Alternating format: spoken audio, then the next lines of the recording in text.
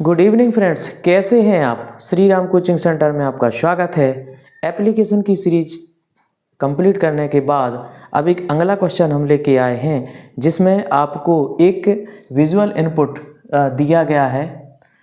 एक आपको फिगर दिया गया है, एक चित्र दिया गया है, जिसको देख के आपको कम से कम 75 वर्ड्स में एक पैराग्राफ लिखना है।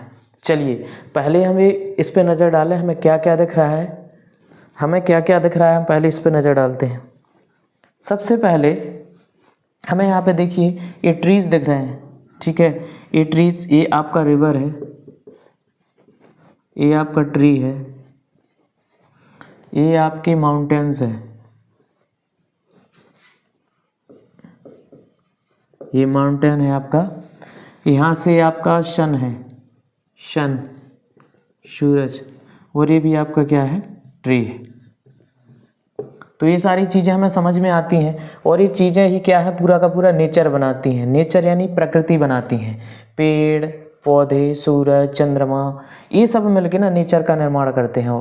और इन्हीं सब चीज़ों के बारे में हमें लिखना है। और वो कितने वर्ड लिखना है, लगभग 75 वर्ड्स लिखना है। तो आइए आंसर पर फोकस करें। Nature is a free gift of God. भगवान का दिया हुआ प्रकृति हमें एक फ्री उपहार है। मतलब भगवान ने हमें प्रकृति दी है, इसके बदले उसने हमसे कुछ नहीं लिया है, इसलिए ये फ्री गिफ्ट है भगवान की तरफ से हमें।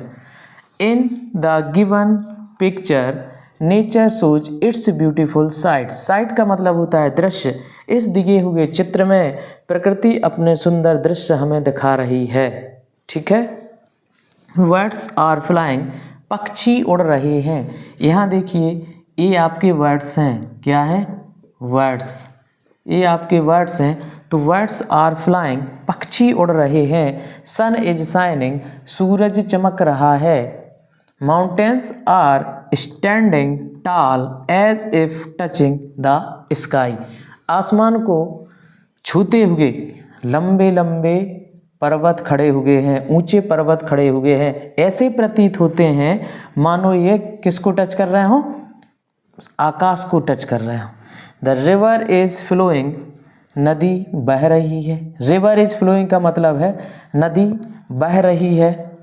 एंड और trees are making the environment green and beautiful. और जो पेड़ हैं वह वातावरण को हरा और सुंदर बना रहे हैं। पेड़ कैसे होते हैं, हरे होते हैं, ठीक है। क्लोरोफिल पाया जाता है, इस कारण से हरे होते हैं। पेड़ हरे होते हैं, इसलिए यह क्या कर रहे हैं, एनवायरनमेंट को हरा और सुंदर बना रहे हैं, ठीक। वी ऑल डिपेंड, हम सब निर्भर हैं, और nature to stay alive. Stay alive का मतलब होता है जिंदा रहना। तो हम जिंदा रहने के लिए प्रकृति पर पूरी तरह से डिपेंड हैं या निर्भर हैं। सो इसलिए वी प्राइम रिस्पॉन्सिबिलिटी, तो हमारी प्रथम जिम्मेवारी है, is to protect it from our harmful activities.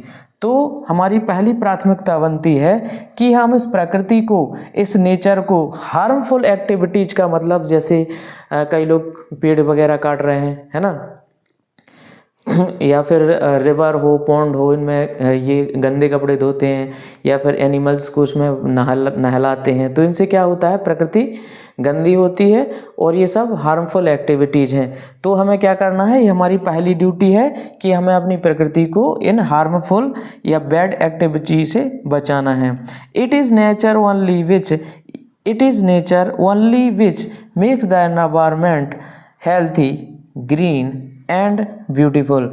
केवल प्रकृति ही है जो हमारे वातावरण को स्वस्थ, हरा और सुंदर बनाती है।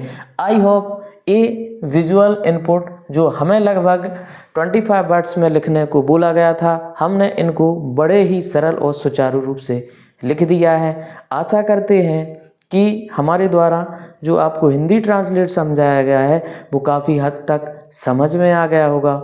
और समझ में आ गया है तो आप please please please subscribe, share करना ना भूलें, और कमेंट में साथ में लिखें कि क्लास आपको कैसी लग रही है।